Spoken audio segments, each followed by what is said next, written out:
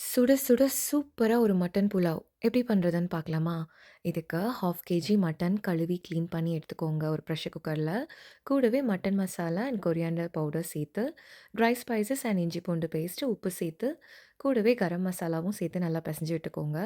அதுக்கப்புறம் 1 cup of water சேர்த்து, இத வந்து ஒரு 8 டூ 10 விசில்ஸ்க்கு வந்து நல்லா ப்ரெஷர் குக் பண்ணி எடுத்துக்கோங்க.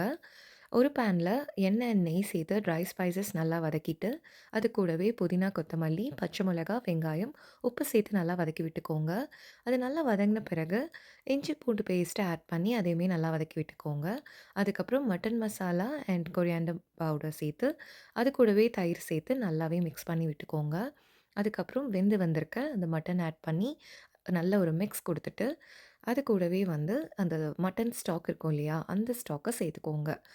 அதுக்கப்புறம் அத நல்லா ஒரு மிக்ஸ் குடுத்துட்ட பிறகு, ரைஸ் ஆட் பண்ணிக்கோங்க. அதையுமே ஒரு மிக்ஸ் பண்ணிட்டு, தம்ல விட்டு எடுத்தீங்க அப்டின்னா, சூப்பரான மட்டன் புலாவ் நல்லா மைல்டா, சூப்பரா ரெடி ஆயிருக்கும்.